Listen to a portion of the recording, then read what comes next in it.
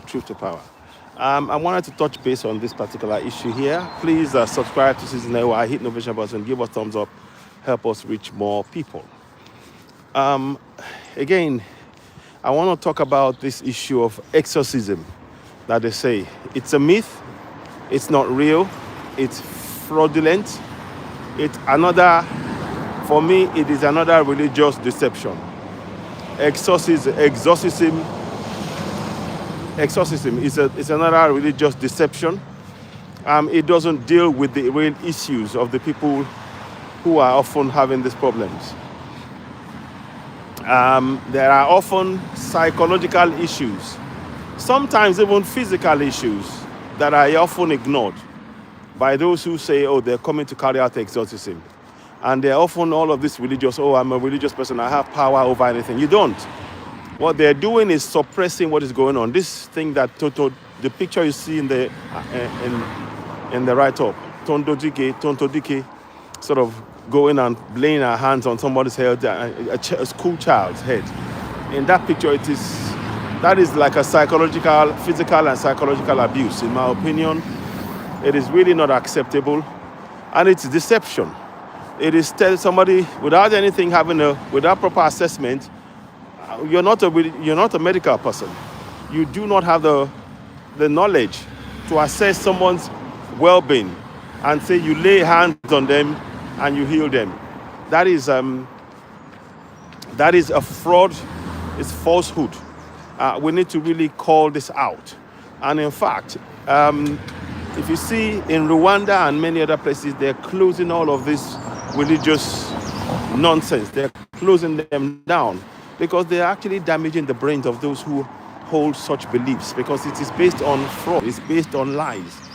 And that young girl that they pressed on the floor, the fact that the act of pressing her on the floor actually does psychological damage to her.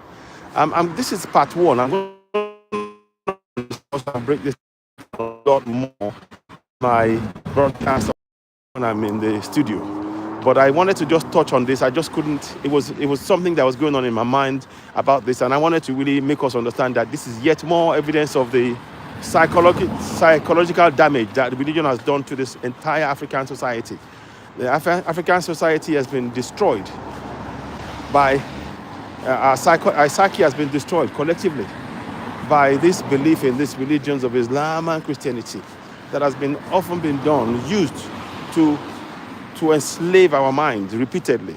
And there are often many people who are saying, oh, they've got powers, they are all deluded. They are in delusion. So please, let us stop this nonsense. We need to reject this nonsense. I wonder what your thoughts are on it. I will come back in part 2 and talk about this. But I wanted to just share this as a topic for now.